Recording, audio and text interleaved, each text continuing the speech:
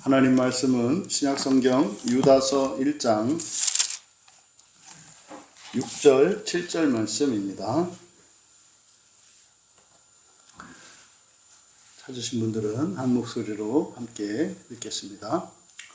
또 자기 지위를 지키지 아니하고 자기 처소를 떠난 천사들을 큰 날의 심판까지 영원한 결박으로 흑암에 가두셨으며 소돔과 고모라와 그 이웃 도시들도 그와 같은 행동으로 음란하며 다른 육체를 따라가다가 영원한 불의 형벌을 받음으로 거울이 되었느니라. 아멘. 반드시 기억해야 할 두 번째라는 제목으로 설교하고자 합니다. 지난주에도 말씀드렸던 것처럼 지금 이 유다서라고 하는 이 편지는 66권 전체를 완전한 하나님의 말씀으로 믿는 우리들에게는 마치 직접적으로 교훈을 주시는 마지막에 위치한 성경이다. 왜냐하면 요한계시록이라고 하는 것은 죽음 뒤에 일어날 그 계시를 담고 있기 때문에 우리들의 입장에서 살아있는 동안 육체를 가지고 살아가는 우리들에게 주시는 직접적인 교훈적인 계시, 이것의 마지막이 유다서다, 이렇게 말씀을 드렸습니다. 그리고 성경 전체를 마치 성령님 한 분이 쓰신 글이니까 성령님의 마치 유언과 같은 글이다. 그러니까 이것은 이 세상이 창조된 이후로 하나님은 창조하시기 이전에 세우셨던 그 창조의 계획을 계시하시고 또 함께 하시면서 끊임없이 이루어 가셨습니다. 그러면 우리가 이렇게 기록된 역사 이외에 기록되기 이전에 우리 인류의 역사, 이걸 이제 선사시대, 역사시대 이렇게 얘기를 하지 않습니까? 그러니까 기록된 것뿐만 아니라 기록되기 이전에 사람들이 살면서 행했던 일들, 생각들, 이 모든 것들 전체를 이제는 종합해서 우리들이 실수하기 쉽고 또 우리가 넘지 못했던 이런 모든 한계들을 지금 유다는 정리하고 있는 겁니다. 그래서 이것은 오늘날을 살아가는 우리뿐만 아니라 이 세상이 완전한 하나님 나라로 일치되어지기까지, 통일되기까지 지상을 살아가는 모든 이들에게 필요한 계시의 말씀이다 라고 하는 그 전제를 가지고 우리가 이 말씀을 들어야 합니다. 유다는 지금 교회에 끼어들어와 있는 자들, 그래서 이 끼어들어와 있는 자들이라고 하는 것은 우리말 성경을 따라서 뭐 이렇게 가만히 들어온 자들, 뭐 이런 의미이기보다는 우리 자신에게 있는 하나님의 뜻과 반하는, 하나님의 뜻과 다른 이런 것들, 이런 정신, 가치, 지식, 기준, 이런 것들, 또 교회적으로는 예수 그리스도를 믿는 사람이면은 누구도 교회에 들어오지 못할 이유가 없습니다. 심지어는 예수 그리스도를 믿지 않는다 하더라도 관심이 있는 사람들도 들어올 수 있는 게 교회입니다. 그래서 이 교회라고 하는 것은 많은 사람들이 섞여 있는 겁니다.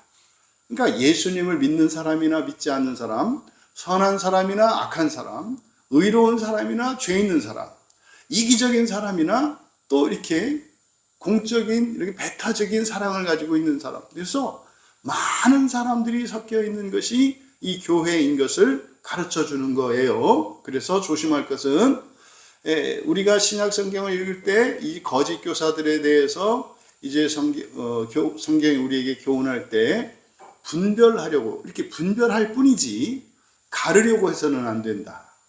누가 진짜냐 가짜냐 하는 이런 논쟁은 교회에서 일어나서는 안 되는 것이다. 그렇다고 해서 분별하지 말라는 것은 아니다. 참된 것과 거짓된 것, 바른 것과 잘못된 것들을 분별할 수 있는 분별 능력을 가지고 있어야 된다. 그거 뭡니까? 개인적으로는 그 개인의 죄와 허물을 구분하는 거예요. 죄라고 하는 건 뭡니까? 알면서 하는 잘못과 모르면서 하는 잘못을 말하는 거죠. 그것을 우리가 분별하고 있어야 상대방이 하는 그 일에 대해서 우리의 반응도 기대도 달라지기 때문인 것입니다. 자, 어쨌든 지난주에 우리가 첫 번째, 그래서 우리가 반드시 기억해야 하는 그 첫 번째의 것에 대해서 나눈 게 뭐였습니까?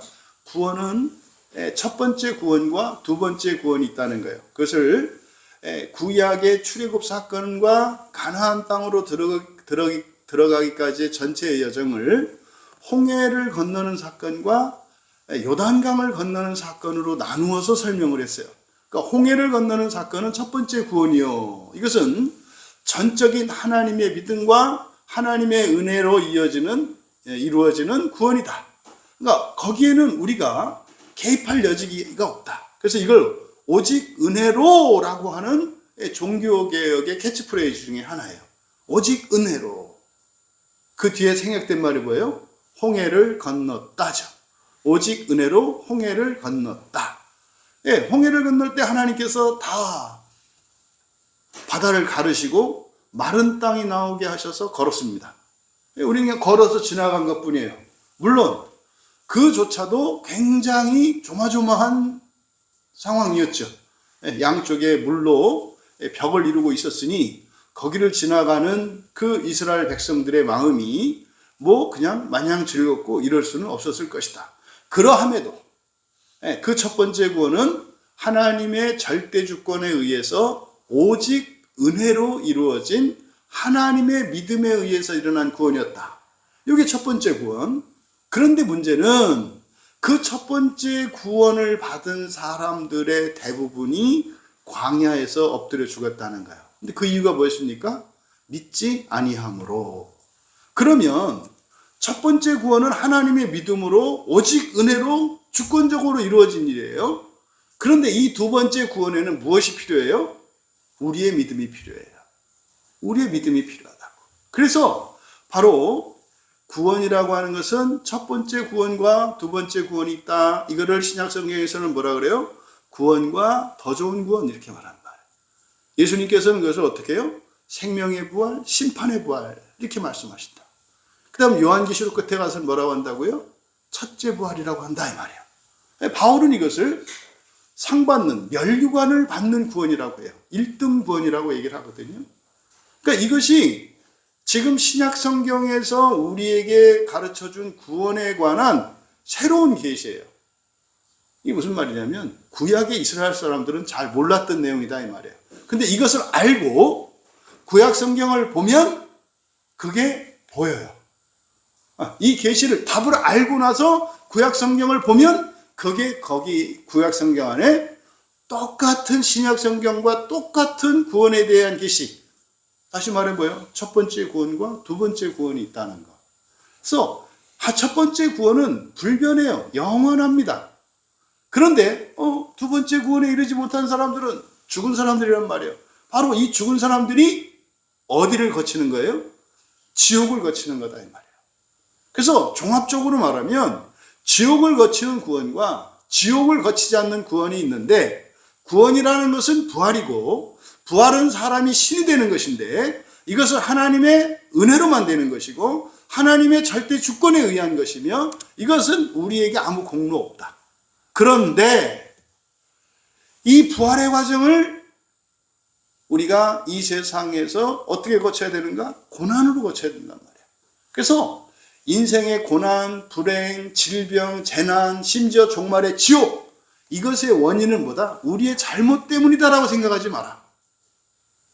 지옥의 가장 중요한 원인은 뭐다? 하나님의 구원의 계획 때문에 그래요. 하나님의 구원의 계획이 너무 높아서 흙으로 지어진 사람이 절대로 다다를 수 없는 것이 하나님의 계획이에요.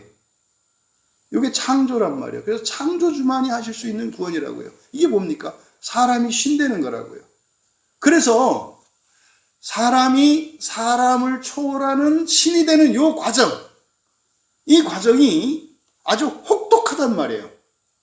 원래는 지옥을 거쳐야 한단 말이에요. 그런데 이것을 면하고 육체로 살아가는 동안 인생을 살면서 겪는 고난으로 그 지옥을 대신할 수 있게 하기 위해서 하나님이 사람으로 이 땅에 오셔서 지옥의 고난을 대신 당해 주신 거예요. 우리가 겪는 지옥의 고난과 하나님이 지옥에서 겪으셨던 고난은 무한대의 차이예요. 왜냐하면 여러분들이 아는 만큼 아프고 아는 만큼 기쁘잖아요.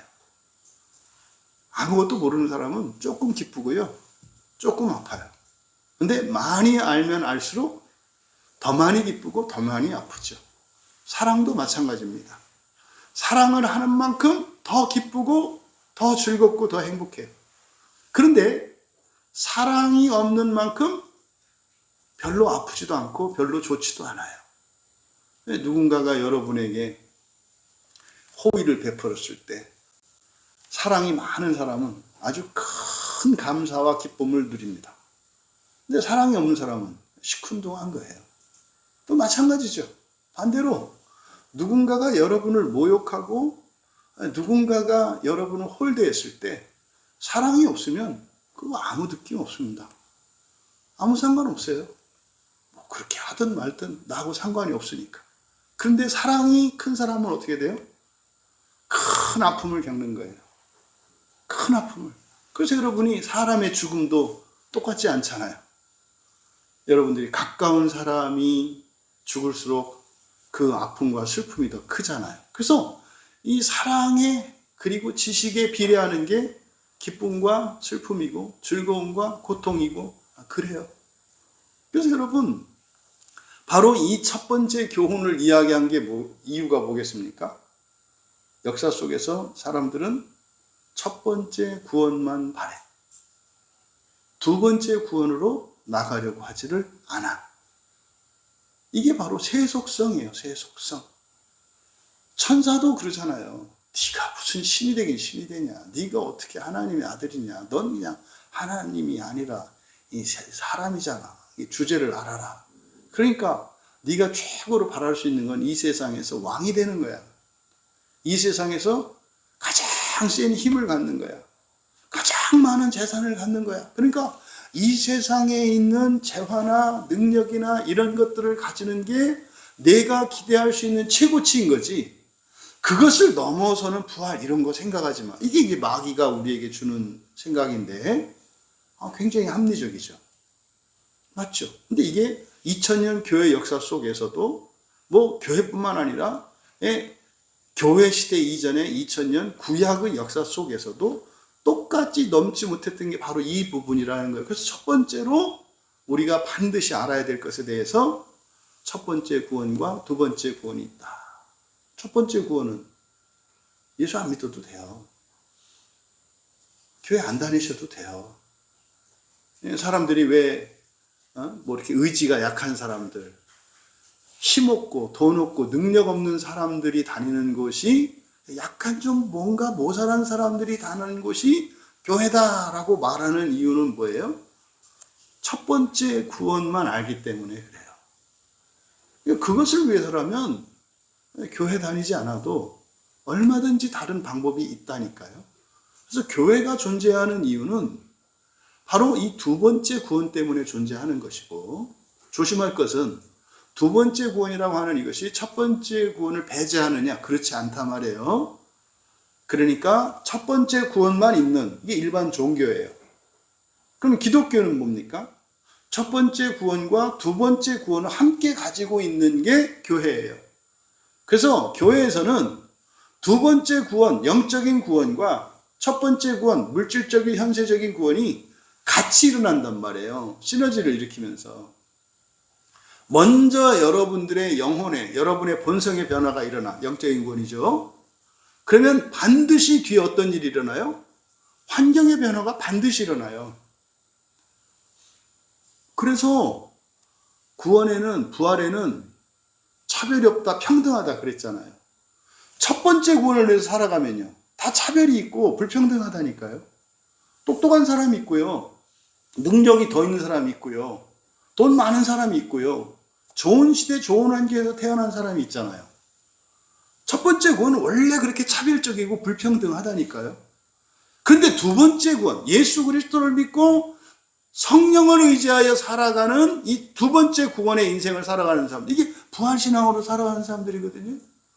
이 사람들은 자기의 능력과 환경과 무엇으로는 절대로 누릴 수 없는 이 첫 번째 구원도 누릴 수 있게 돼요. 내 능력이나 실력이나 배경이나 환경으로는 절대로 내가 다다를 수 없는, 그리고 소유할 수 없는 권력과 부와 명예와 이런 것들을 가질 수도 있게 하는 것이 부활신앙 두 번째 구원을 가지고 살아가는 사람들의 삶이에요. 근데 시험이 있다 그랬죠. 그래서 영적인 구원이 일어나, 본성의 변화가 일어나, 그러면 운명이 바뀌어요. 팔자가 바뀐다고요. 그러면 없던 기회도 생기고, 없던 재물도 생기고, 없던 권력도 생겨요. 이게 시험이라고 그랬죠. 이게 생기고 나면 어떤 일이 일어나요? 두 번째 구원을 치워버리고 싶은 거예요. 요 주어진 요거를 누리고 싶어 한다 이 말이에요. 요게 함정이죠. 이런 상태에 있는 이들에게 예수님께서 가르쳐 주신 게 뭐예요? 이거 다 남 줘라예요. 남 줘라. 남 줄 때 어떤 일이 일어납니까? 남 줄 때 내 본성의 변화가 또 일어나는 거예요. 어차피 아무것도 없었거든요. 예수님을 믿었거든요. 그래서 하나님의 말씀을 믿고 마음을 기경을 했더니 내 본성이 바뀌었어. 환경이 바뀌었어요. 돈이 생겼어요. 지위도 생겼어요. 이거 지켜야 되잖아요. 근데 버리라고 하니까 버리기 싫단 말이에요. 아깝단 말이에요. 조금만 버리고 싶단 말이에요. 별의별 일들이 다 일어나요. 그렇게 하면서 그 과정을 통해서 버리라고 하신 하나님의 말씀에 순종하려고 하니 내 마음에 감추어졌던 허물들이 드러나요. 나 옛날에 가난할 때는 내 옆에 있는 동네 사람들 보고 진짜 내가 내 배 고르면서도 한 숟가락 덜어서 나눠 먹고 그랬는데, 그래서 이 다음에 내가 부자가 되면 내가 배를 고를지라도 진짜 부자만 된다면 우리나라 가난한 사람도 없애겠다. 그 사람들 다 먹고 살만 해주겠다. 이런 생각을 옛날에 했단 말이야. 그게 내 마음인 줄 알았지. 그런데 막상 돈을 가지고 보니 항상 내 밥그릇은 챙겨놔야 되는, 옛날에는 그 기회가 없었기 때문에 안 보였죠. 허물이었죠. 이걸 깨닫고 그 허물이 깨달으니까 죄가 되잖아요. 그래서 주는 게 목적이 아니라 주기 싫은 거, 주고 싶지 않은 거, 이런 것을 하나님 말씀대로 주려고 하다 보니까 내 안에 죄가 드러나요. 감춰졌던 죄가. 그래서 어떻게 해요? 또 본성의 변화가 일어나. 그럼 어떻게 되겠어요? 또 환경이 바뀌겠지. 그러면 다 벗어줬는데 더 많은 게 생긴다니까요. 이 과정으로 계속 살아가야 한다는 거예요. 이게 첫 번째 교훈이에요. 그 다음에 두 번째, 또 그런 거예요. 6절에서 또니까 이제 두 번째입니다. 두 번째 기억해야 할 거예요. 자기 지위를 지키지 아니하고 자기 처소를 떠난 천사들을 그 큰 날의 심판까지 영원한 결박으로 흑암에 가두셨다. 여러분, 요 지금 6절에서 얘기하는 요 사건은 성경 어디에 있는 사건을 말할까요? 창세기 6장의 홍수 사건이에요. 창세기 6장의 홍수 사건을 말한다고요. 그러니까 창세기 6장에 등장하는 게 누구예요? 하나님의 아들들, 천사들이거든요. 그 하나님의 아들들이 바로 지위를 지키지 않고 자기 처소를 떠났다, 이렇게 이야기한단 말이에요. 그럼 여러분, 자기 지위를 그리고 자기 처소를 떠났다라고 하는 이 말씀이 의미하는 게 뭔가? 그러면 여러분, 여기서 자기 지위를 떠났다, 이게 지위라고 번역을 해놨는데요. 지위라고 번역한 단어가 그냥 막연한 지위가 아니에요. 여기 아르케거든요. 아르케는 뭡니까? 시작, 첫째, 머리, 우두머리 이런 뜻이에요. 그런데 이 아르케라는 말이 태초에라는 말로, 엔 아르케 그러면은 이게 태초에가 돼요. 시간을 의미할 때는 처음 그 태초를 말하거든요. 지위로 말할 때는 가장 우두머리를 말해요. 이 아르케가. 그런데 이 아르케는 천사들의 계급을 나타낼 때도 사용되는 말이에요. 그러니까 이 아르케는 천사장을 나타냅니다. 천사장이 바로 아르케예요. 천사들에서 가장 높은 자리가 아르케라고요. 그러니까 여기서 자기 지위를 지키지 않았다 할 때 바로 이 천사가 버린 그 자리가 어디예요? 천사장 자리예요. 천사장 자리를 버렸다고 하는 거예요. 이게 지금 누구를 가리키는 건지 아시겠죠? 사탄을 가리키는 거예요. 그러니까 여기서 생각해야죠. 만약에 여러분에게 사람으로 이렇게 사시는 것과 천사장이 되는 게 있어요. 뭘 선택하실래요? 천사장이 뭔지 아시죠? 천사들 중에서 거의 하나님이 하실 수 있는 일을 거의 다 할 수 있는 권세와 권능을 가진 게 천사장이에요. 할 수 없는 건 딱 하나예요. 사랑이에요, 사랑. 사랑은 할 수가 없어요, 천사장은. 용서 이런 거 못해요, 천사장. 정확하거든요. 법대로 반듯하거든요. 그럼 여러분, 천사들 막 부려서 쓰고, 지금으로 말하면요, 이 세상의 모든 권력과 재산과 기술과 지식과 모든 걸 다 가지는 거예요, 천사장은. 그러면 모든 것을 가지고 있는 사람, 예수님 믿지 않는 사람이 되실래요? 아무것도 없는 사람 되실래요? 예수를 믿는. 이 질문이에요. 근데 천사는 어떻게 했다는 거예요?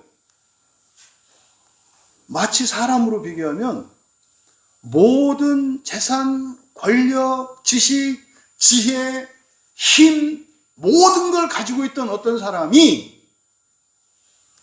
예수 믿는 신자가 되기 위해서 다 버렸다고 말을 하는 거예요.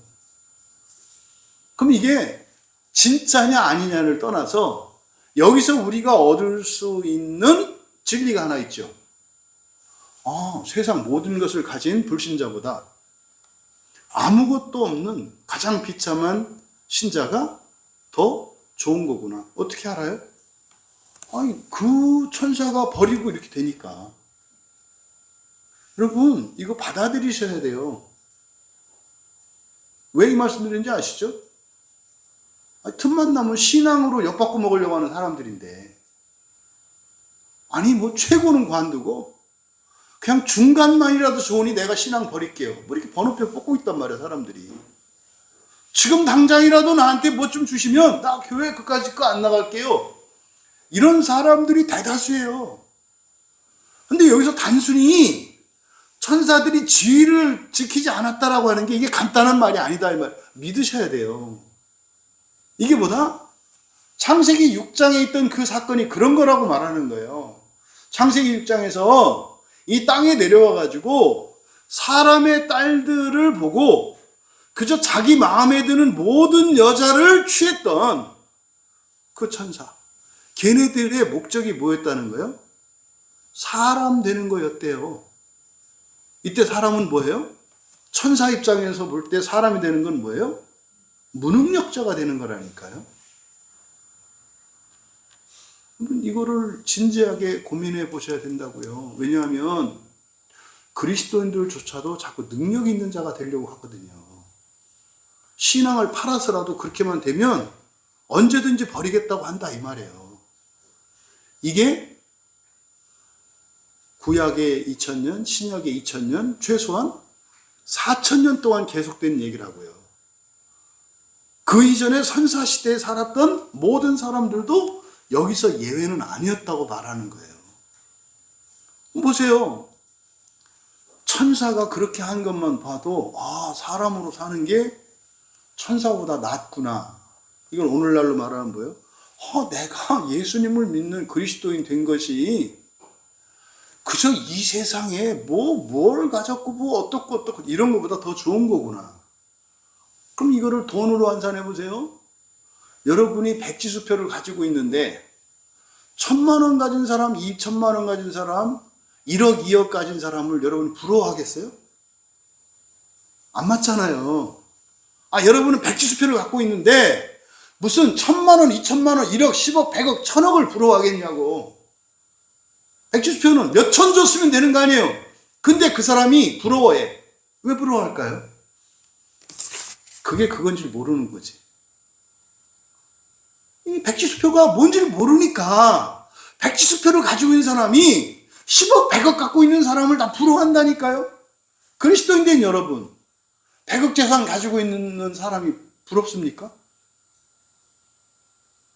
네, 부럽죠. 신자이면서 100억이요. 이렇게. 우리는 똑똑하니까. 근데 그렇게 하려면 어떻게 되셔야 된다? 부럽지 않아야 여러분에게 그게 생겨도 문제가 안 생겨. 그게 정리가 안 되면 지금은 그런 것 같은데 지금은 막상 여러분에게 100억 재산이 주어지면 어떻게 한다? 버린다니까요. 백지수표를. 이거 믿으셔야 돼요. 하나님이 힘이 없어서도 아니고 여러분들을 도와주지 않으시려고 하는 것도 아니고 뭐다? 여러분들이 바라는 그 무엇이 있는데 그렇게 안 돼. 그럼 그렇게 하면 여러분이 그렇게 되면 지금 상황으로는 그렇게 되면 여러분이 뭐 할 거야? 신앙을 버릴 거라고. 그러니까 말하면 그런 거죠. 하나님 나 이거 백지수표를 100억하고 바꿔주세요. 이렇게 한단 말이에요. 그 바꿔주면 그 하나님이 어떤 분이에요? 그 전당포 주인이지. 아니 백지수표를 갖고 와가지고 이거 100억으로 바꿔주세요. 그럼 정상적인 사람은 뭐라 해야 돼요? 아 이보시오, 이거 100억이 뭐야? 100조라고 써도 되는 거구만. 이 말도 안 되는 거 이걸 왜 바꿔? 그렇게 하지 마. 차라리 내가 돈을 빌려줄 테니까 나중에 이렇게 하겠지. 양심적인 사람은. 근데 마귀는 깎고 내가 100억은 안 되고 50억 드릴게. 뭐 이렇게 깎아가지고 그걸 백지수표를 쑥 이렇게 튕기고 있는 게 마귀라고. 신자들한테 백지수표 다 뺏어가지고 이거 다 있는 게. 뛰어가시라고. 천사장이 버리고 되려고 했던 게 뭐예요? 사람이라고. 사람. 잊지 마세요. 그러면 좀 더 구체적으로 생각해 볼까요? 왜 사람 되기를 원했을까요? 천사장은 1인지야 만인지상에 위치해 있잖아요. 하나님 아래 모든 피조물들보다 뛰어난 자리에 있잖아요. 그러면 그걸 버렸어. 그럼 여러분, 우리가 무언가를 버릴 때, 무언가를 포기할 때 이유는 둘이라고 했잖아요. 더 큰 무엇이거나 사랑이거나. 근데 이 천사는 사랑이 없어. 그럼 목적은 뭐예요? 하나님 되기 위한 거네. 그래서 천사가 한 것을 교만이라고 한단 말이에요. 천사장이 됐는데 그걸 버려. 뭐요? 양이 안 찬다는 거지. 그러니까 뭐요? 하나님과 같이 되겠다는 거죠. 그래서 결국 그러면 여러분, 하나님과 같이 되려면 사람이 어떻게 해야 되죠? 우리가 부활하려면 해야 되는 게 뭐죠? 부활하려면 우리가 뭐 해야 되죠? 죽어야 되잖아요.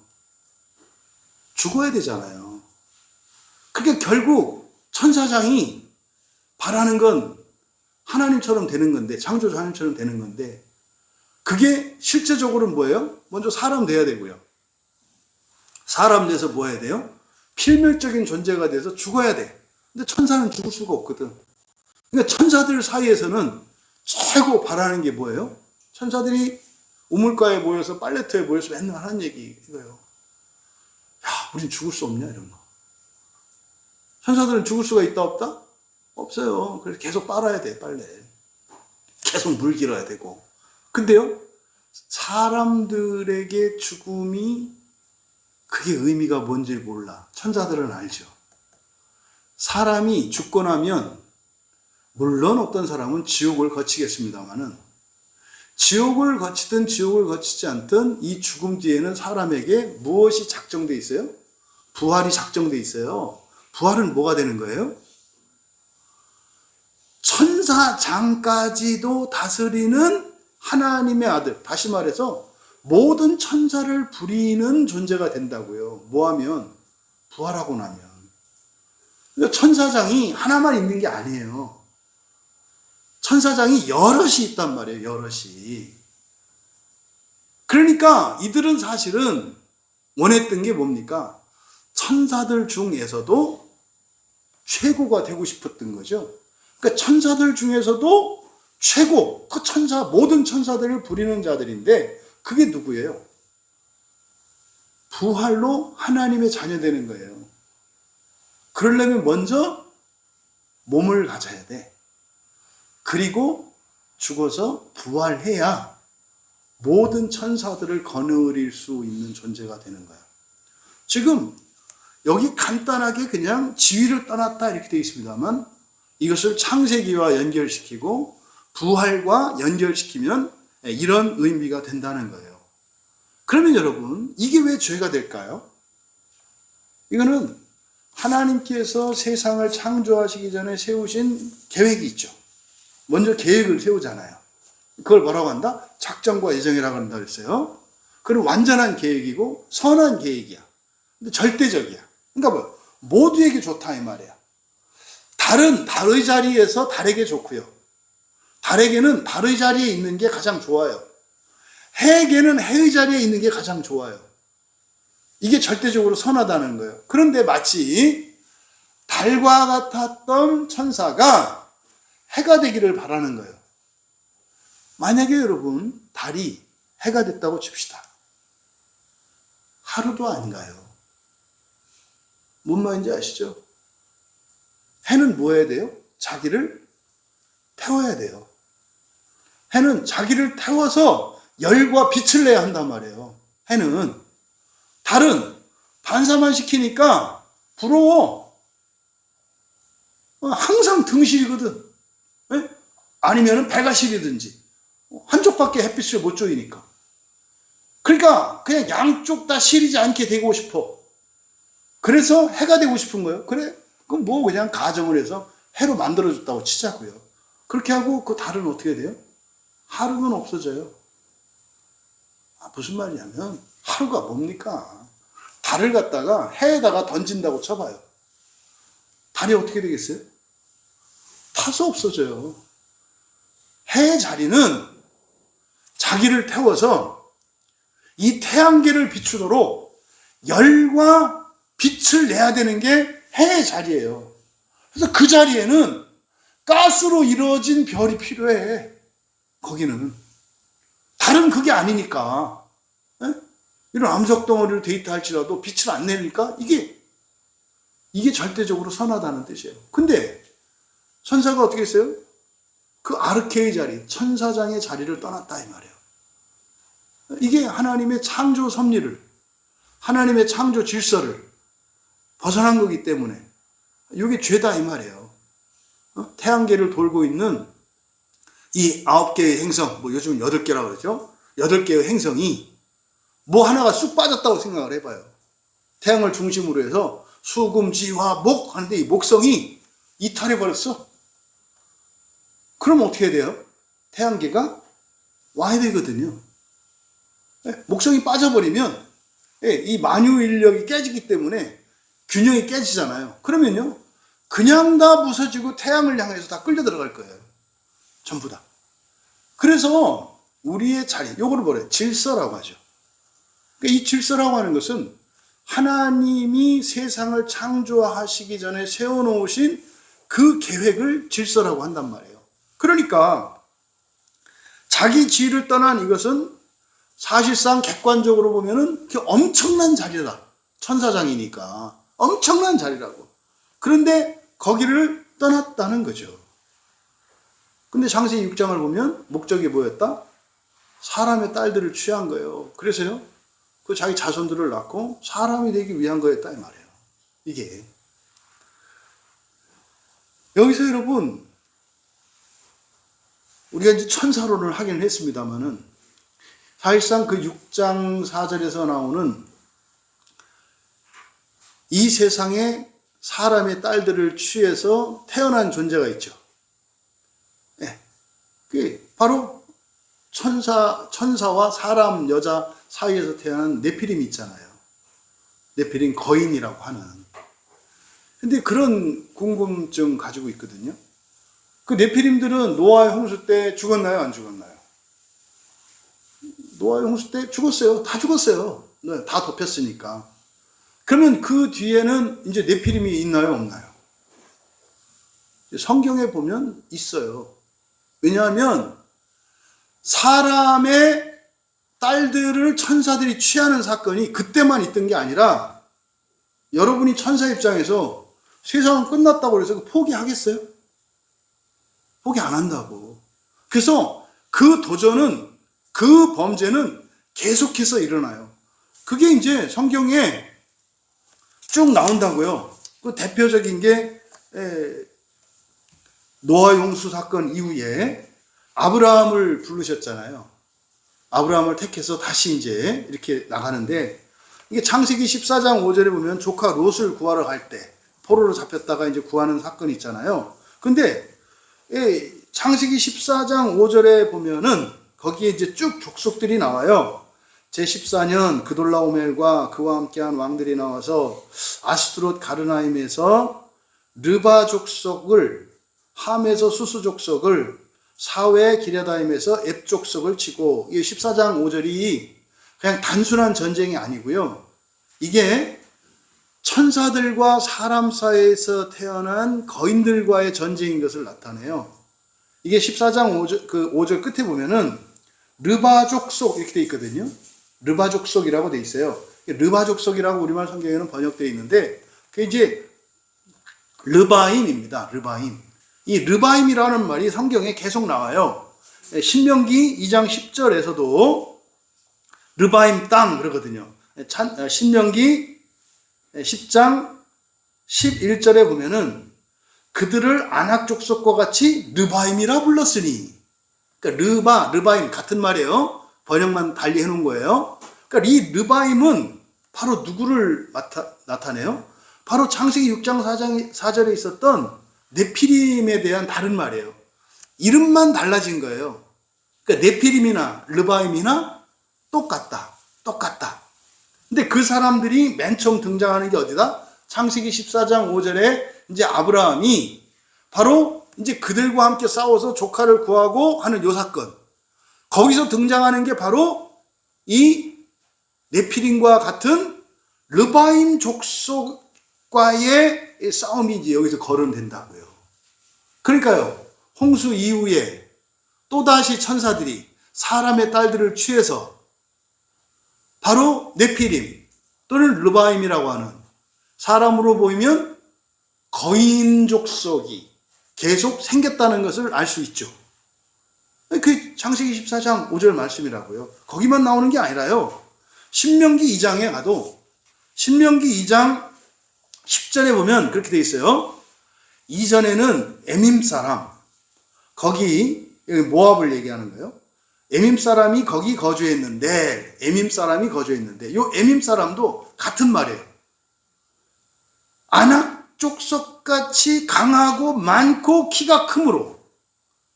그러니까 성경에 나오는 에밈, 르바임, 네피림 전부 다 누구를 나타내는 말이에요? 천사와 사람, 여자 사이에서 태어난 사람들을 가리키는 게 바로 여기 나오는 에밈이라고요.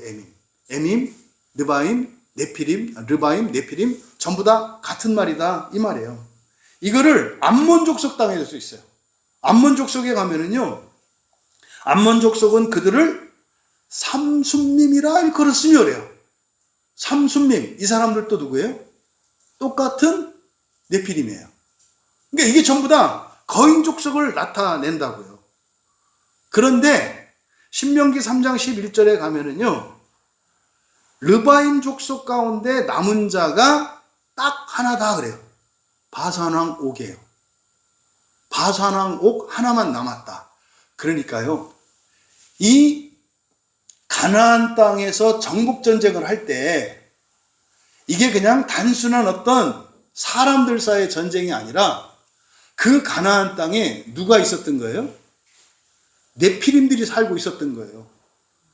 그래서 바울 사도가 우리들더러 우리의 싸움은 혈과 육의 싸움이 아니다.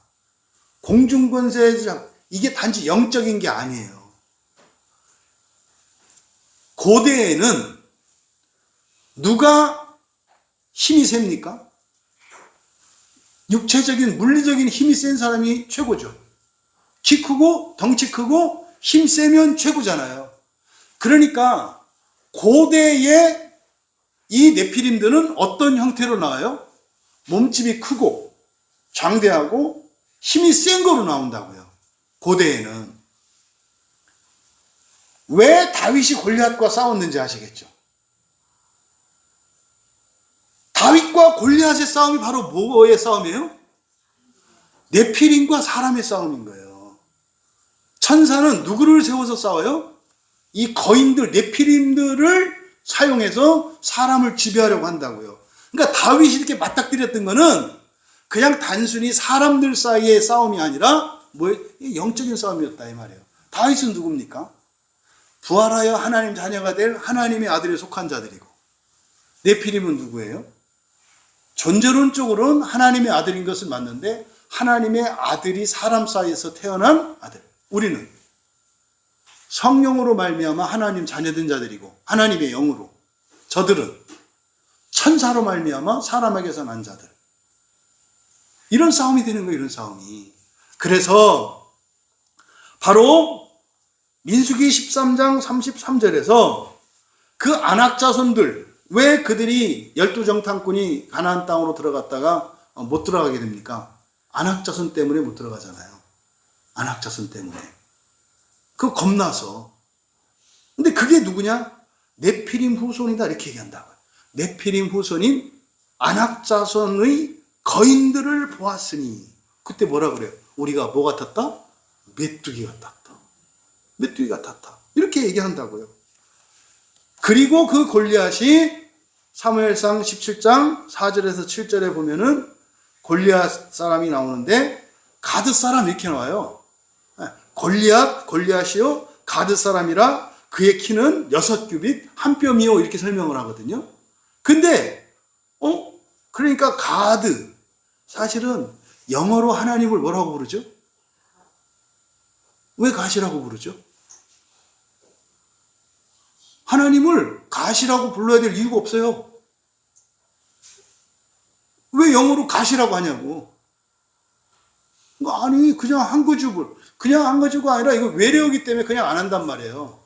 외래어는 되게 어떻게 해요? 발음을 그대로 따오잖아요. 그러니까 요 갓이라고 하는 게요, 여호수아 11장 22절에 보면 여호수아가 가나안 땅을 이제 들어가가지고 이제 정복 전쟁을 하는데, 그때 이스라엘 자손의 땅에는 아낙 사람이 하나도 남지 않았다. 이게 뭐예요? 이제 네피림들 다 없앤 거예요. 그런데 단 가사와 가드와 아스도데만 남았더라 그래요. 그러니까 가나안 땅에 여호수아가 정복 전쟁을 할 때 이 네피림들의 그 후손들이 그들을 없애는 게 목적이었던 거예요. 가나안 정복이. 그런데 남았던 곳이 세 군데. 가사, 가드, 아스돗 그랬다고요. 그런데 이 골리앗이 그 세 도시 중에 어디? 갓 출신이라고. 그 갓은 누구의 도시예요? 네피림들의 도시예요. 그러니까 그들이 사람들에게는 신처럼 보인다 이 말이에요. 신적인 존재로 보였다 이 말이에요. 그러니까 오늘날 무엇이 힘의 근원이 됩니까? 오늘날 무기, 파괴력을 가진 무기, 과학기술, 그리고 돈, 이것을 가진 자들이 누구예요? 네피림의 후손들이에요. 천사가 이 세상 여자를 취해서 바로 네피림을 만드는데, 이 네피림은 절대적인 힘을 가진 사람들이다. 고대에는 이 육체의 크기와 힘이 그 권력과 힘의 첫째였으니까 덩치가 컸어. 그러면 구약 성경의 거인을 오늘날 우리들은 어떻게 읽어야 되는 거예요? 돈, 권력, 과학, 기술, 이걸 가진 사람들을 네피림의 후손으로 봐야 하는 거예요. 오늘날 천사가 이런 사람들을 우리가 누구라고 부르죠? 구약 성경에서 깁보르라는 말이라요. 깁보르는 용사라는 뜻이고요. 위인이라는 뜻이에요. 그러면 역사 속에 존재했던 위인들은 누구와 관련이 있다? 천사와 관련이 있다고 하는 거예요. 그 사람들은 우리는 뭐라 그래요? 천재라고 하고요. 위인이라고 해요. 근데 이것을 영적인 의미를 부여하면 출생이 다르구나. 출생이 다르구나. 뛰어난 천재나 뛰어난 부자나 뛰어난 능력을 가진 사람들은 출생이 다르구나 라는 것을 우리에게 가르쳐 줘요. 그런데 문제는 창세기 6장 4절에서 그들이 사람을 취했잖아요. 그래서 목표는 뭐라 했어요? 결국은 천사장의 지위를 능가하는, 이게 뭐예요? 이제 부활로 동등천사가 되는 건데, 동등천사라는 의미는 천사장보다 위라는 지위라고 했죠. 왜? 부활하여 하나님의 자녀가 된 이들은 어떻게 합니까? 그들을 부리거든요. 천사장도 사실은 결국 뭡니까? 종이에요. 천사장도 섬기는 종이라고요. 누구를?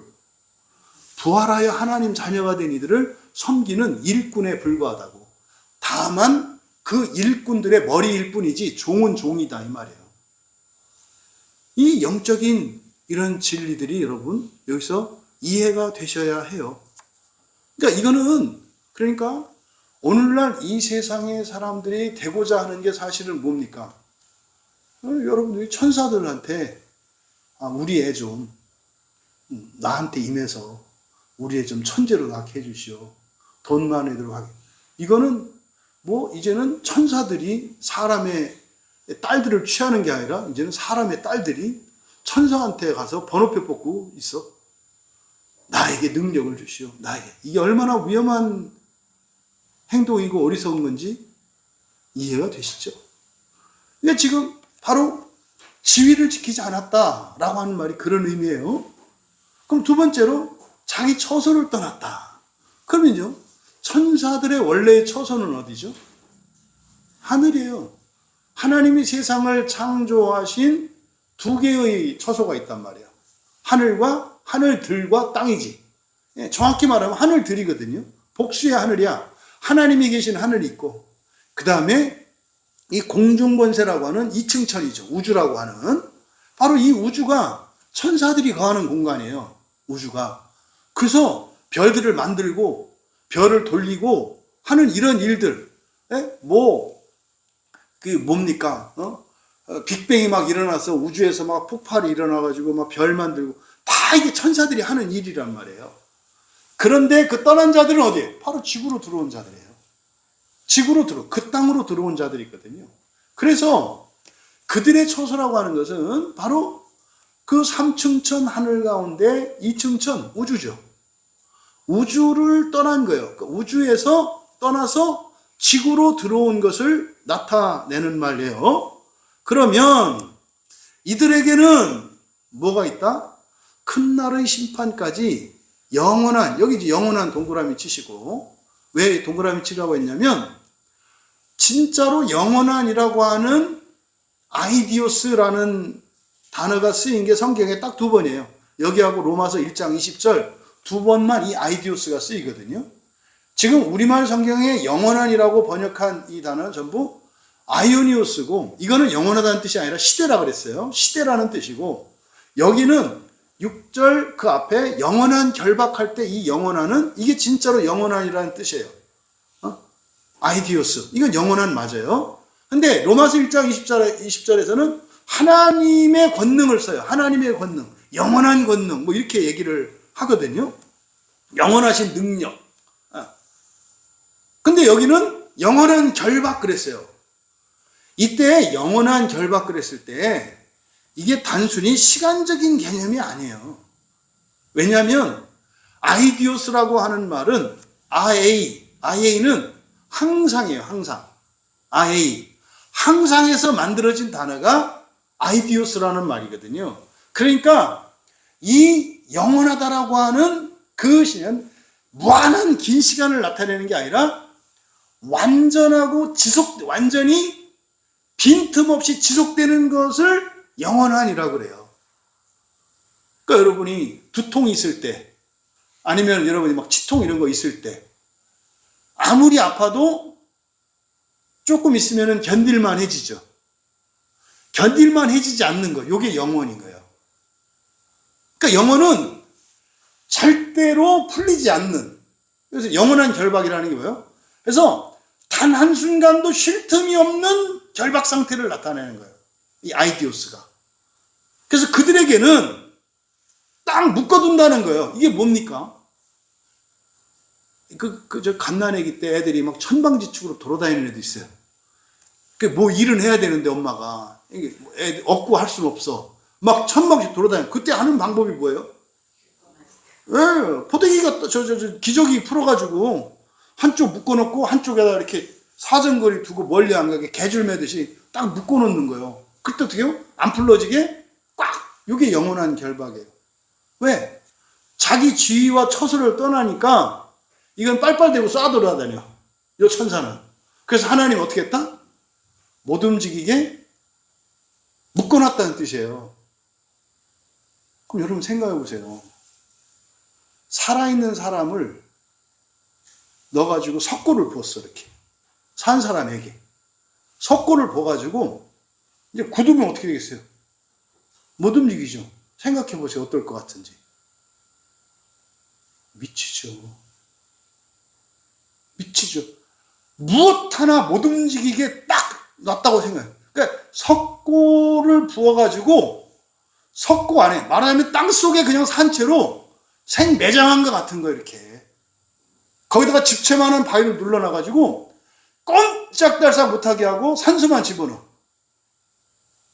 이게 여기서 말하는 영원한 결박이에요. 왜? 돌아다니니까 못 돌아다니게. 그리고 흑암에 가두셨다 이렇게 했잖아요. 흑암에 가두셨다. 그래서 흑암 아래 이렇게 돼요. 피포니까 흑암 아래. 그러니까 못 움직이게 딱 가둬놨어. 근데 천사를 뭐라고 하죠? 광명천사라고 하죠. 천사라고 하는 존재도 하나님의 생명을 갖고 있어서 생명은 빛으로 연결된다고 그랬잖아요. 그래서 어떻게 돼요? 존재 자체가 빛이 나요. 그런데 무한한 어둠에 있어. 그러니까 빛이 그 어둠에 빨려가. 그리고 살아있는데 꼼짝 못하는 죽어있는 자와 같이 되어 있는 상태. 이게 천사장의 자리를 떠나고 천사장의 지위를 버리고 자기 처소를 떠나 이 세상으로 온 그 천사들에 대한 심판이라고 말하는 거예요. 이게 지금 앞에 또라는 말로 시작한다 그랬잖아요. 그러니까 이건 지금 바로 앞에 5절에 있는 내용과 연결되는 거예요. 5절에서는 심판받은 자들이 누구였어요? 믿지 않아서 멸망당한 자들이었잖아요. 그러니까 그들의 상태나 이 천사들의 상태나 어떻다? 똑같다고 말하는 거예요. 똑같다고. 그러니까 여러분, 바로 광명천사 이거 말이죠. 천사들 가운데에서도 가장 뛰어난 천사장이었던 이들을 갖다가 온 몸으로 사람으로 말한다면은 손가락 하나, 눈꺼풀 하나 못 움직이게 완전히 얼음처럼 만들어서 살아있는 상태예요. 그러니까 이 천사들에게는 사실은 불에 들어간들 그게 아무런 고통이 되지가 않아요. 그러니까 천사들에게 제일 끔찍한 형벌이 뭐예요? 못 움직이는 거예요. 못 움직이는 거. 움직이지도 못하고 이동도 못하는 상태. 이게 최악의 형벌이 되는 거예요. 천사들에게는. 그런데 이게 영원한 게 아니라 언제까지? 큰 날의 심판까지. 심판은 뭐라 그랬습니까? 입시요, 입시. 그러니까 지금 천사는 어디다 놓은 거예요? 기숙형 입시학원. 기숙사형 입시학원에 가면 어떻게 돼요?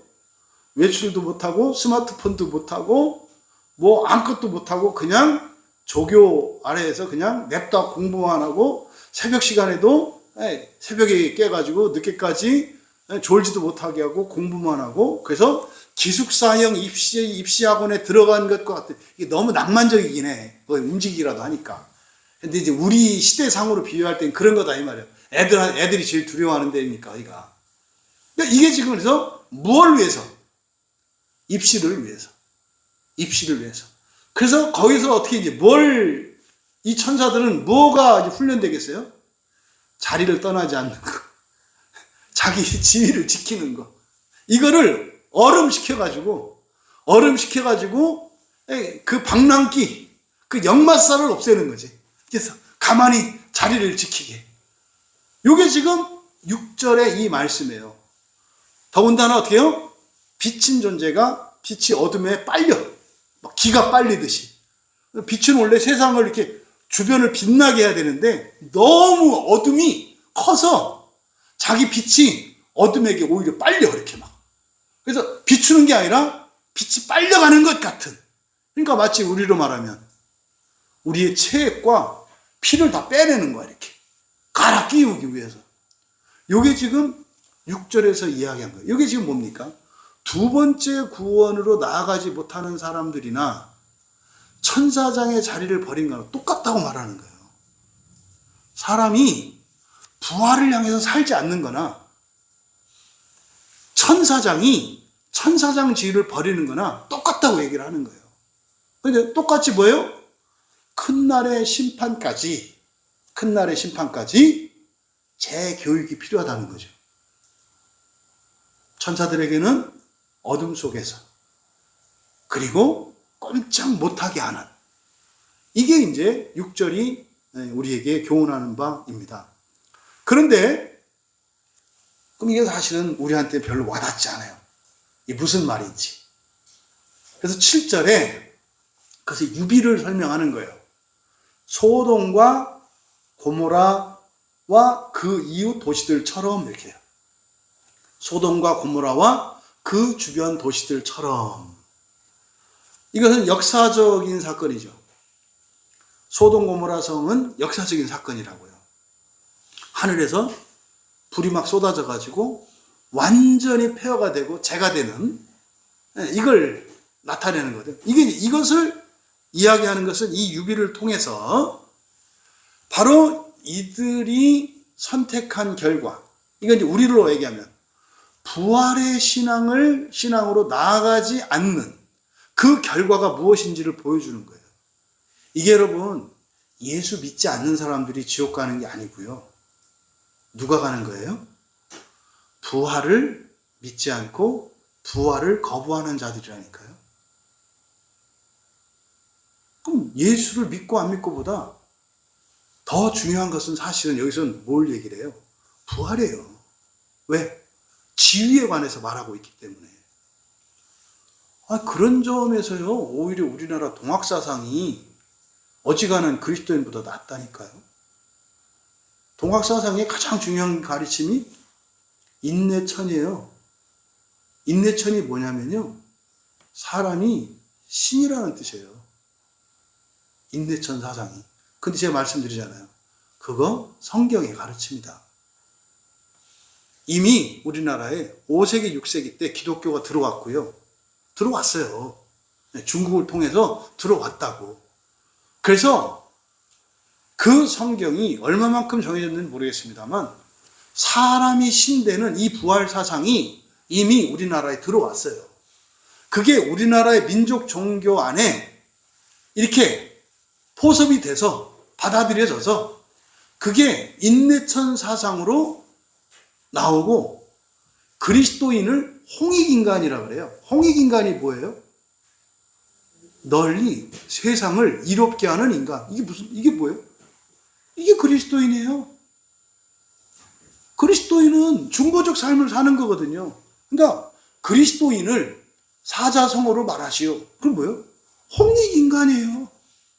부활을 우리나라 전통 사상으로 이야기하시오. 인내천. 성경 말씀을 이렇게 한 거라니까요. 마치 그게 성경 밖에 있는 게 아니라 성경에 있는 거라고. 그 보세요. 오늘날만 봐도 우리 시대를 보세요. 첫째 부활 얘기하면 이상한 사람처럼 취급받지 않나요? 교회 안에서? 똑같아요. 이렇게 하다 나중에 어떻게 돼요? 첫째 부활이라는 것은 성경 기독교에 있는 용어가 아니라 다른 종교의 용어인 것처럼 되는 거예요. 오늘날 홍익인간이나 인내천이나 이런 게 기독교와는 다른 종교의 무슨 가르침 진리인 것처럼 이렇게 가는 거예요. 하나님의 교회. 이것도 지금 하나님의 교회하면 또 이상해지잖아요. 그러니까 다른 사람들이 성경의 일부분만 받아들여서 그것으로 왜곡하고 잘못 가르치면 전체를 잘라버리면서 하나님 말씀까지 버리는 일이 계속 일어나는 거죠. 그러니까 여기서 지금 소돔과 고모라에 일어났던 역사적인 사건, 이것은 바로 지위를 버리고 처소를 떠난, 그리고 둘째 구원인 부활신앙으로 나가지 않는 이들에게 맞이하게 되는 운명보다 하나님은 반드시 부활시킬 거야.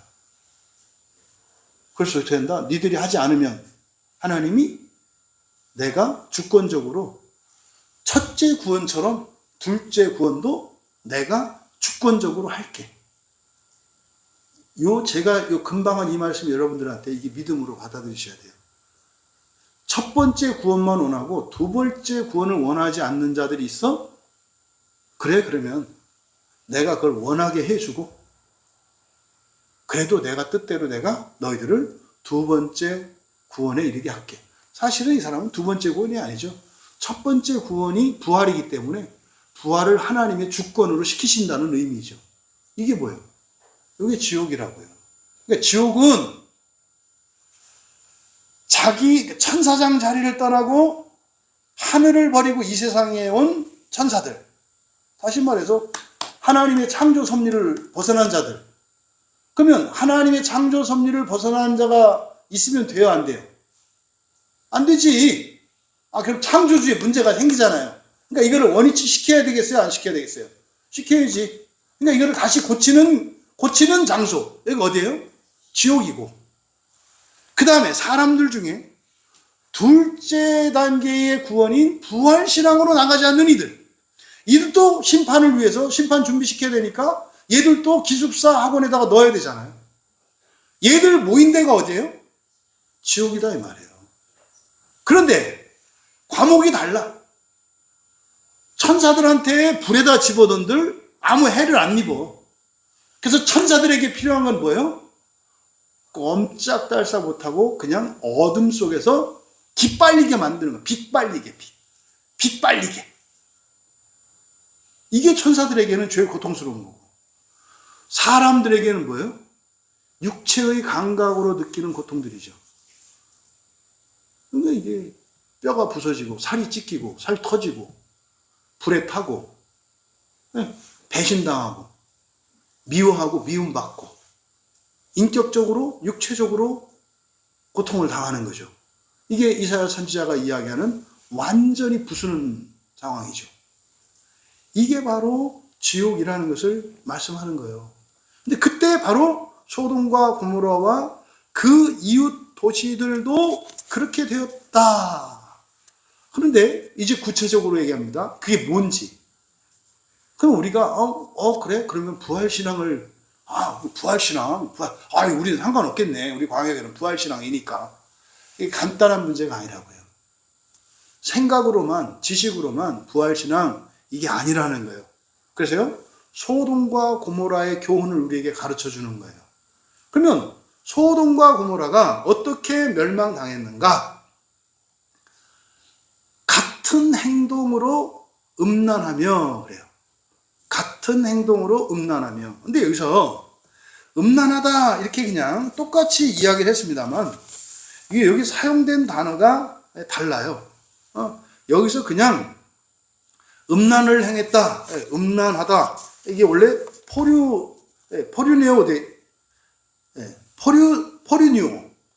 포르노라는 말이 여기서 나왔다 그랬죠. 근데요, 이 포르니오라는 말에 이거는 대부분 우리들이 지금 요즘에는 이걸 무엇과 연결지어요? 성과 연결 짓는다고요. 근데 이 포르니오라고 하는 이 말의 가장 시작이 되는 것은 뭐라 그랬어요? 파는 거예요. 파는 거. 내다 판다라고 하는 말에서 생긴 거라고. 그러니까 여러분, 사람의 성생활이 죄 짓는 겁니까? 아니에요. 아니에요.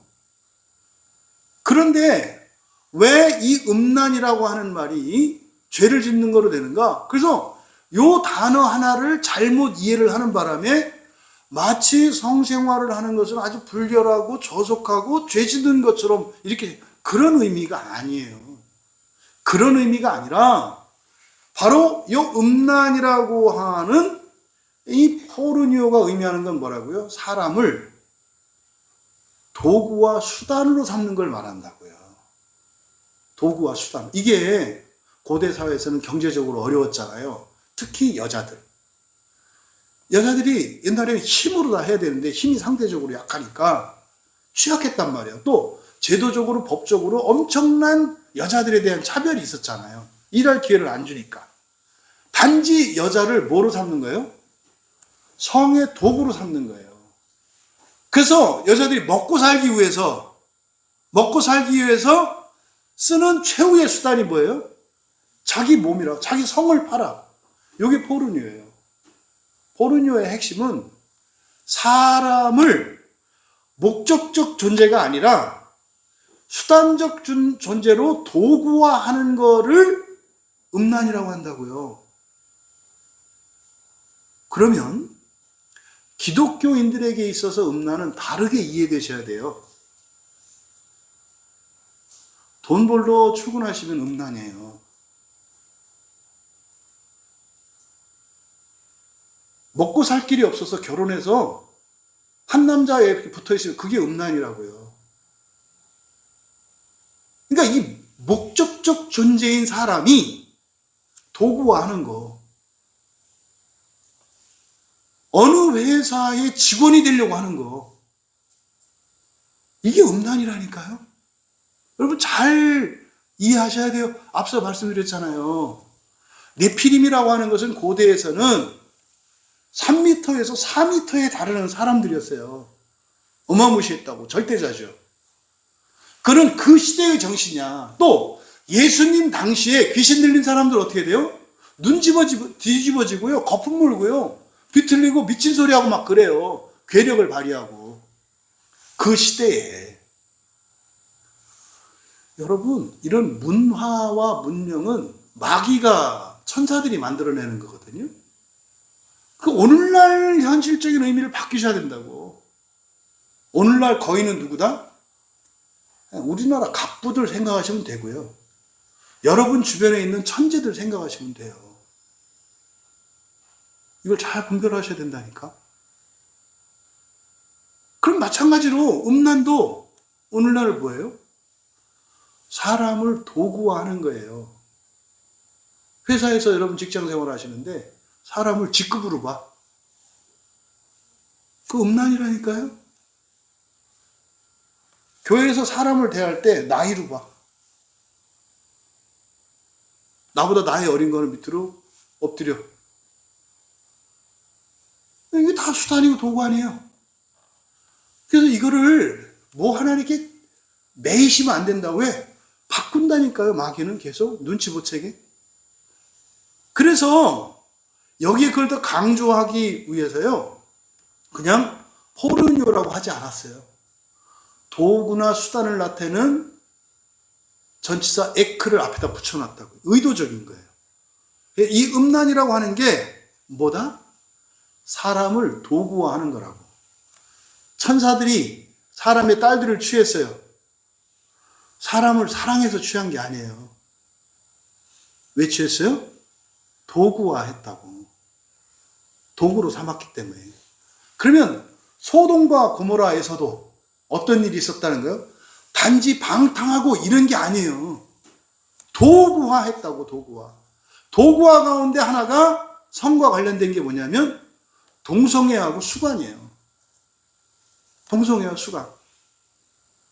동물을 상대로 하거나 이성이 아니라 동성을 상대로 하거나 이게 성적으로 적용해야 하는 음란이 되는 거예요. 여러분들이 잘 이해하셔야 된다.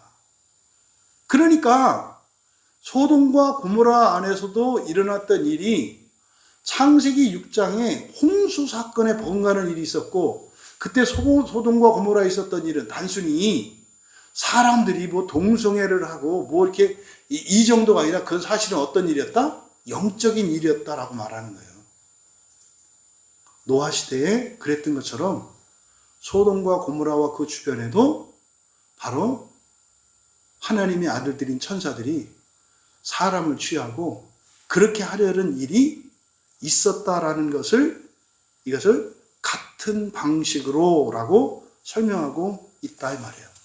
그래서요, 그들이 어디를 뭘 따라갔다? 다른 육체. 이때 다른 육체는요, 여기서 말하는 다른 육체라고 하는 것은 나 말고 다른 사람 이런 뜻 아니에요. 여기에 사용되는 다른이라고 번역된 이 말은 헤테로스거든요. 헤테로스는 완전히 이질적인 것을 말해요. 그러니까 천사에게는 사람의 몸, 이 육체의 몸이 없죠. 천사에게는 영적인 몸이 있단 말이에요. 육체의 몸이 없다고. 근데 천사가 뭘 취하려고 그랬어요? 헤테로스, 다른 몸을 취하려고 했다고. 다른 육체를 취하려고 했다고. 천사가 이게 범한 거예요. 그러면 바로 다른 육체를 향하는 이거, 오늘날로 이거 뭐예요? 말씀드렸잖아요. 2045년이 되면 사람의 뇌의 이 기억이나 이걸 갖다가 메모리에다 저장해 놓고 늙지 않는 몸, 대체하는 몸, 홀로그램 이런 거 지금 만들려고 한다고. 이게 어떤 음모론 이런 거 아니고 성경적인 걸 말하는 거예요. 여기서 다른 몸이라는 게 바로 그겁니다. 인공장기, 인공신체. 반드시 일은 일어날 거예요. 왜? 이게 역사 속에서 계속 일어난 일이라니까요. 근데 이게 사람이 하는 일이 아니라 누가 하는 일이다? 천사들이 하는 일이라고요. 천사들이. 지금 몸은 거의 기계나 이런 쇠로 대체할 수 있지 않나요? 돈이 없어서 그렇지 돈 많으면 하반신 마비된 사람도 다리 걸을 수 있어요. 그 로봇가 통제할 수 있는 로봇. 팔도 있고 다 있어요. 옛날 뭐 600만 불의 사나이, 뭐 소머즈, 이거는 그냥 뭐 공상과학 영화였습니다만 지금은 이미 다 됐죠. 그뿐입니까? 인공장기도 만들잖아요. 지금은 이제 뭐 피만 만들면 뭐 다 만든다 뭐 이런 정도니까. 그러니까 이게 단순히 어떤 과학 기술의 이런 게 아니라 이런 일들은 인류의 역사 속에서 어떻게 했다? 계속 되풀이되고 그때마다 하나님이 어떻게 하셨다? 쓸어내셨다. 그러니까 성경에 기록된 것은 전 지구적으로 이렇게 완전히 씻어버린 사건은, 우리에게 알려진 것은 노아 홍수 사건만 있지만 요한복음을 기록한 걸 보니까 예수님이 행하신, 다시 말해 하나님이 행하신 이런 표적들은 무지무지 많다 그랬잖아요. 그러니까 인류의 역사 속에서는 그런 일들이 많았던 거죠. 그거 과학자들이 얘기하는 거 있어요. 홍수 사건 다 동의하거든요. 왜냐하면 전 세계 4대 문명 발상지에 홍수 신화, 사람들 홍수 신화라고 하죠. 그때는 소통이 불가능한데 전 세계 모든 문명의 발상지에 홍수에 대한 신화가 다 있어. 근데 그 신화가 아니라 팩트라고 성경이 가르쳐 주는 거잖아요. 근데 요즘에는 과학자들이 화석을 막 발견하다 보면은 고생대, 중생대 뭐 이런 걸 얘기를 하잖아요. 그때 공룡들이 지구에서 멸종당한 때가 있었다 그랬잖아요. 그게 행성이 와가지고 추위가 와서 얼어서 했던 뭐 이런저런 가설들이 있습니다만, 분명히 이 세상에는 인류의 문명이 첨단을 향해서 가. 누가? 천사들이 사람을 이용해서. 목표는 뭐예요? 다른 몸을 입는 거예요. 다른 몸. 이런 일들이 역사 속에서 계속 반복되었을 가능성을 여기서 말하고 있는데, 이게 이제 고고학자나 과학자들의 탄소 측정 방법이나 이런 것들을 통해서 이게 이해가 되는 거예요. 그러니까 이거는요, 계속 일어나는 거예요. 바벨탑을 쌓은 게 누굴까요? 천사들이 낳은 네피림들인 거예요. 그러면은 우리가 그러잖아요. 지금도 이집트에 그 피라미드를 어떻게 이렇게 했을까? 마추픽추 같은 데다 어떻게 도시를 건설했을까? 우리는 이거는 뭐 진리다 이렇게 말할 수는 없는데, 성경을 가지고 우리가 추론할 수 있는 게 뭐예요? 그럼 거인들이 그냥 한 것으로 이해해도 큰 무리가 없겠다 이 말이에요. 근데 이건 단순한 얘기가 아니다. 사람들은 그 위대한 문명을 바라봐. 어떻게 이랬을까 감격하는데, 그런 문명을 보게 되면 그때가 뭐다? 하나님의 심판의 때다라는 것을 우리가 알 수 있어야 하는 거예요. 여러분, 바로 이들이 저질렀던 소돔과 고모라와 천사들, 그리고 광야에서 믿지 않아서 멸망했다, 다 이게 지금 같은 맥락 속에 있다는 거예요. 근데 그 첫째가 뭐다? 음란에서 다른 육체를 따라간 건데, 이때 다른 육체라고 하는 것은 사실 뭐예요? 하나님의 창조 질서를 거스르고 다른 몸을, 사람들에게는, 천사들에게는 천사장 자리 하늘 버리고 온 거고, 사람들로는 이 몸이 아니라 다른 몸을 만들려고 하는, 이게 오늘날 현대 문명과 연결시켰을 때보다 인공장기, 인공몸을 만드는 거, 이게 간단한 얘기가 아니라는 거예요. 야, 이거 오래 살면 좋겠구나, 이 정신이에요. 오래 살면 좋겠구나, 이게 뭡니까? 부활보다 이게 좋겠구나죠. 하나님이 우리에게 주시려고 하는 몸은 영의 몸이에요. 그런데 영의 몸을 입을 우리가 다른 몸을 쫓아, 다른 몸은 뭐겠어요? 육의 몸이지. 그래서 광야에서 믿지 아니함으로 멸망하였으므로, 그래서 거기서 믿지 않아서 멸망했다는 이유가 부활을 바라지 않았다는 거고, 오늘날로 말하면 부활을 바라지 않는 게, 다 부활을 바라는데 이상하다. 이 세상에서 젊고 건강하고 아름답게 천년만년 살려고 하는 게 여기서 말하는 다른 육체를 따라가는 거다라고 말씀드리는 거예요. 하나님이 여러분에게 장수하게 하시거든 감사하면서 장수하십시오. 하지만 하나님께서 오늘 여러분을 거두시려고 하거든 기쁘고 감사함으로 아멘하고 순종하십시오. 애써서 여러분이 더 그렇게 막 오래 살고 이렇게 하려고 하지 말란 말이에요. 그게 뭐라고요? 다른 육체를 따라가는 거다라고 말하는 거예요. 이게 뭐다? 음란이라고. 음란은 뭐다?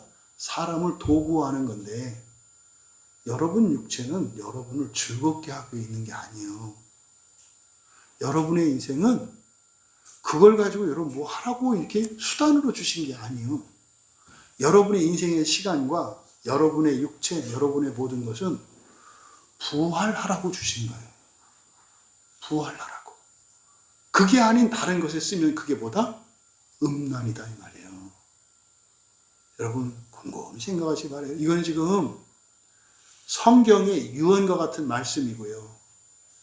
2000년, 4000년 역사 속에서 다 넘어졌던 것에 대한 결론이에요.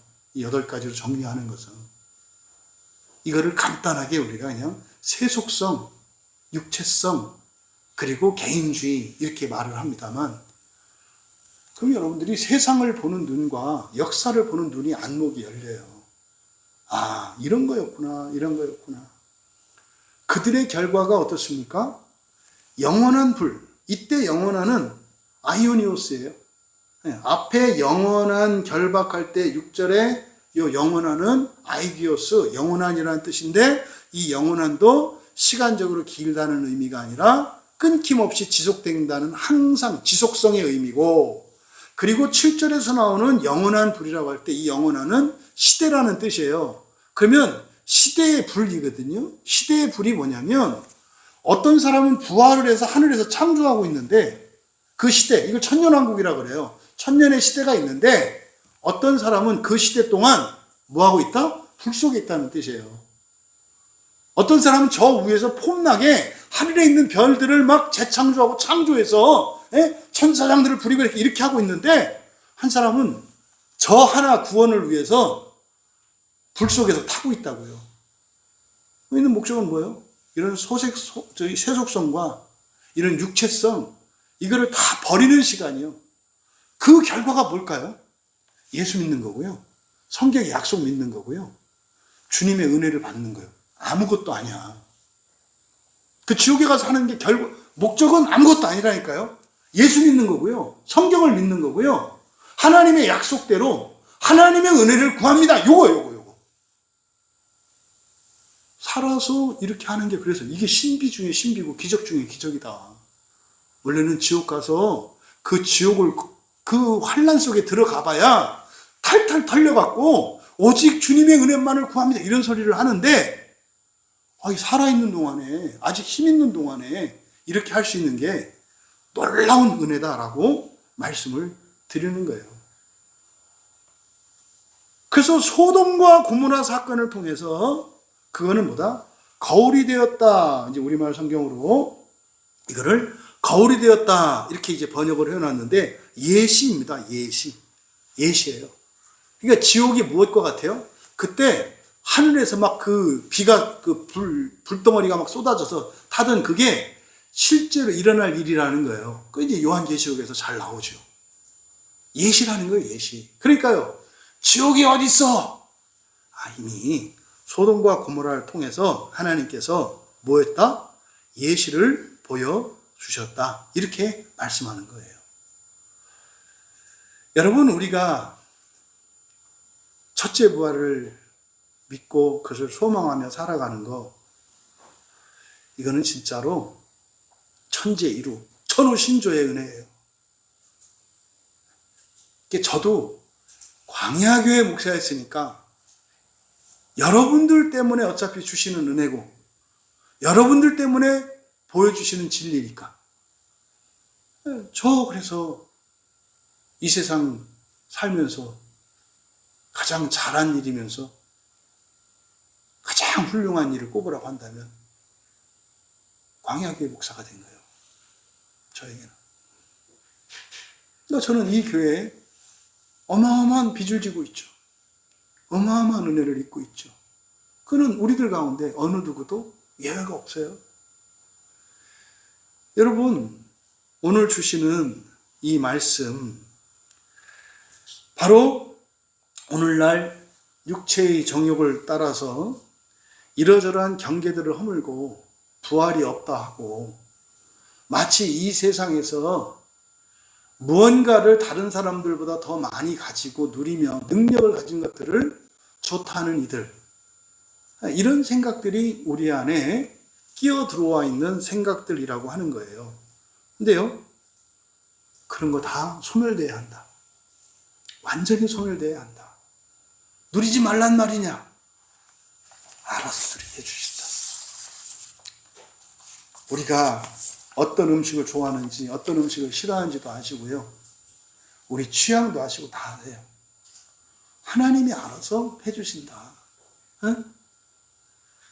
마치 아침에 출근하고 학교 가는 애가 과연 오늘 저녁밥은 내가 먹고 싶은 걸 먹을 수 있을까? 또 모래를 퍼다 주는 건 아닐까? 이런 걱정을 한 것 같이 인생을 살아가는 어리석은 자들 되지 않길 바랍니다. 여러분의 모든 필요와 즐거움, 심지어는 우리 어리석음으로 인해서 우리에게 해가 되는 건데도 그것을 바라고 원하는 것, 독성을 제거하고 하나님이 마련해 주신다고요. 응?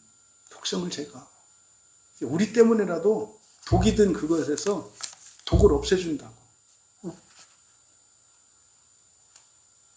하나님의 선하심을 절대적으로 믿으시고, 정말 다시 한번 유다의 어쩌면 우리 인생의 마지막을 위하여 주시는 마지막 교훈과 같은 오늘 주신 이 두 번째 기억해야 하는 이것, 바로 우리들의 자리를 지키면서 살아갈 수 있기를 바라요.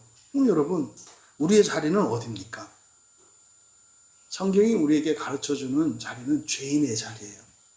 죄인의 자리라는 게 뭡니까? 못됐다, 나빴다 아니면 이 세상에서 가장 위대한 사람이 되고 이 세상의 모든 것을 다 가져도 부족한 자라는 것을 깨달으라는 거예요.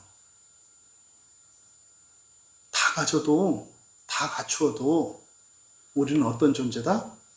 만족할 수 없는 존재다. 결핍을 느낄 수밖에 없다. 이 세상의 것으로는. 이게 죄인의 자리라는 거예요. 주눅 들어가지고 살려주셔. 이게 죄인이 아니에요.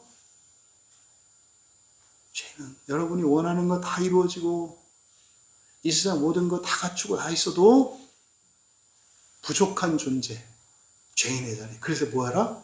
만족하지 말라는 거예요. 만족하지 말라는 말은 반대로 말하면 뭐예요? 불만족하지도 말라는 거예요.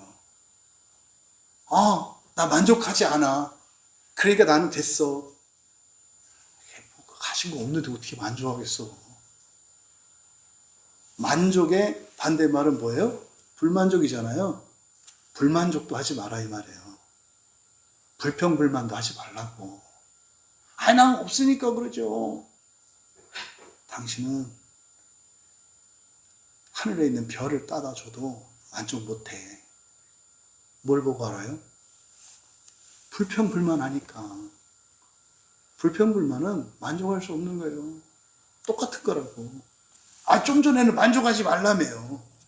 그 얘기는 다 가진다 할지라도 만족하지 말라는 거고, 하나도 없을지라도 불평하거나 불만족하지 마. 똑같은 거다.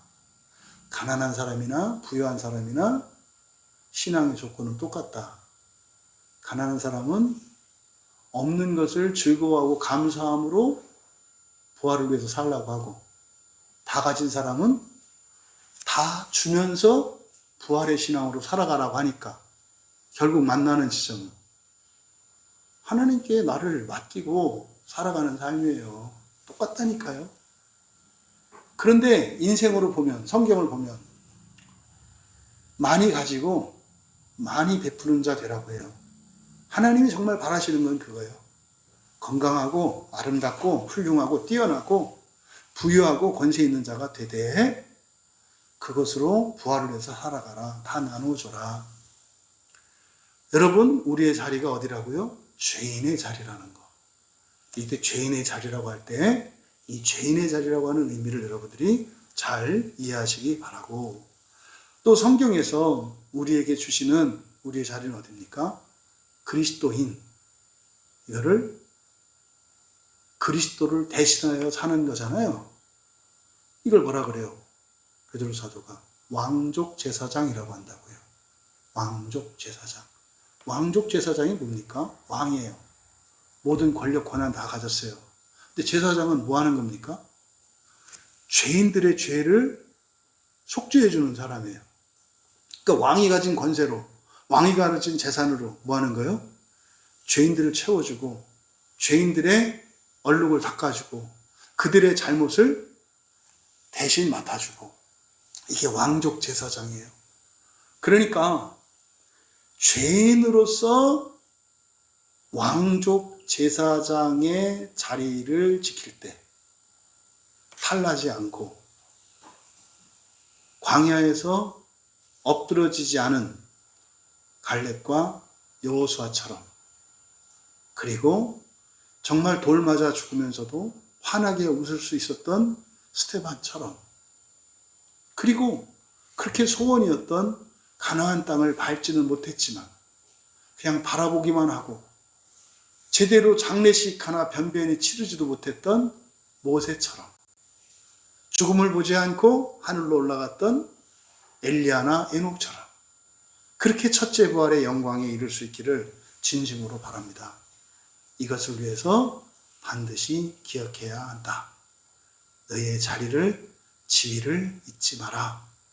너희는 육체를 가지고 사는 동안 그 삶을 영광스럽게 생각하되 그것으로 만족하거나 불만족하지 말고 있는 그것으로 많고 적음과 상관없이 왕족 제사장으로 그리스도인답게 살라는 이 유다의 유언적인 이 말씀이 하나님께서 우리에게 주신 첫째 부활의 소망을 가진 우리들에게 주시는 말씀으로 여러분들이 받아들여 주셔서 정말 수천 년 동안 많은 사람들이 넘지 못했던 그 첫째 부활, 그 부활의 신앙으로 나아가기를 주님의 이름으로 축원합니다. 우리 말씀을 생각하며 기억할 때 두렵고 떨리는 마음으로 유다서에 여러분들이 임했으면 좋겠어요. 기억해야 되는, 반드시 기억해야 되는 첫 번째, 두 번째 말씀을 우리가 살펴보았는데, 하나님 정말 그 생명의 부활, 첫째 부활, 상 받는, 면류관 받는 부활, 1등하는 구원, 그것을 위해 살기로 우리에게 부족함이 없고 지금 현재의 이 자리가 우리가 지켜야 할 자리인 줄 믿습니다. 하나님, 이 자리를 떠나지 않게 하시고 떠나려고 하지 않게 하시고 몸부림하지 않게 하시고 그것 때문에 완전히 생명 없는 자와 같이 흑암 속에 갇혀버린 천사들과 같이 되지 않게 하시고 광야에서 엎드려지고 그리고 소돔과 고모라에서 그 불지옥을 경험했던 종말론적으로 지옥을 가지 않는 우리가 되게 하옵소서. 하나님, 현재의 내가, 현재의 나의 처지가 너무나 감사합니다. 현재의 이것으로 부활을 위하여 살게 하옵소서.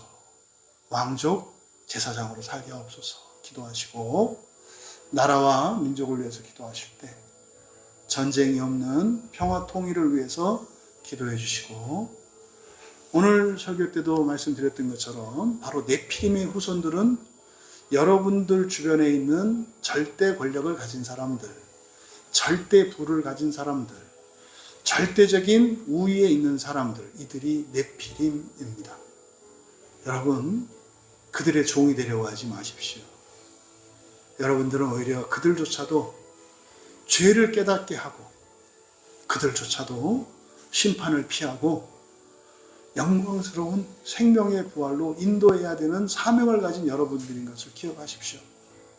하나님, 정말 이 나라가 전쟁이 없는 평화 통일을 이루어 주시고 이 나라에 힘 있는 자들이 천사들에게, 마귀에게 속한 자들이 아니라 하나님께 속하여 오히려 그들이 가진 모든 것들을 더 하나님께 감사하고 그것으로 자신의 배를 채우기 위해 살아가는 것이 아니라 약한 자들, 힘없는 자들, 어려운 이들을 위하여 더 힘껏 살아갈 수 있도록 도와주셔서 하나님이 그들에게 잠시 잠깐 주셨던 부와 명예와 권력, 권세, 이것이 화가 되지 않게 하여 주시옵소서. 우리 교회와 전 세계에 있는 교회들을 위해서 기도할 때 하나님, 부활신앙을 회복시켜 주시옵소서. 이 땅의 모든 교회가 부활신앙을 회복하게 하시되 부활에 대한 바른 진리를 선포하게 하옵소서.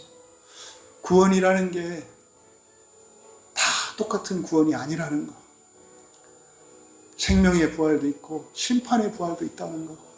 근데 오늘 우리의 현실을 보면 교회들이 예수님이 그러셨던 건 실제로 말씀하셨던 것처럼 교인들을 지옥으로 몰아넣고 있어요. 광야에서 다 엎드려 죽게 하고 있어요. 다 자기 지위를 떠나게 하고 자기 자리를 지키지 못하게 해요. 어마어마한 경제적인 또 신체적인 이러한 엄청난 풍요로움이 넘쳐졌는데 더 결핍을 느끼고 더 불행을 느끼며 스스로를 자학하는 이 세상 사람들을 바라볼 때 하나님, 교회가 교회의 사명을 깨닫게 하여 주셔서 무엇보다 교회 안에 있는 이들을 바른 길로 나아갈 수 있도록 회복시켜 주시옵소서. 목회자들이 필요합니다. 용기 있는 목회자들이 필요합니다. 하나님이 진리를 가르쳐 주셔도 용기를 내지 않으면 말할 수 없어요. 왜냐하면 2000년 교회사 속에 참된 진리를 발견한 사람들이 계속 있었어요. 그 사람들은 다 이단으로 낙인 찍히고 주류에서 밀려나 아웃사이더가 됐어요. 그러함에도 용기 있게 살아가려면 첫째 부활의 소망과 확신이 있어야 합니다. 하나님, 첫째 부활에 대한 확신과 소망을 가진 용기 있는 목회자들이 준비되게 하시고 일어나게 하옵소서. 그것의 근원은 오직 성경입니다. 오직 성경입니다. 성경을 보면 누구나 다 알 수 있어요. 누구나 다 알 수 있어요. 정말 말씀의 종이 되는 목회자들을 위해서 또 기도해 주시고 그것을 기뻐하는 그리스도인들의 수가 드러날 수 있도록 기도해 주십시오. 우리 광야교회를 위해 기도할 때 우리 광야교회에 특별한 사명이 있는 교회요. 모든 교회가 그렇지만 저는 그렇게 믿습니다. 조금 앞서 있어요. 시대적으로. 성경을 바로 세우고 바른 구원의 진리를 전하는 조금 앞서 있는 사명자들이에요. 바라기는 우리 광야교회에 속한 모든 교인들이 이 사명 안에 하나 되기를 바랍니다. 우리 광야교회에 있는 모든 지체들이 사명의 사람이 되게 하옵소서.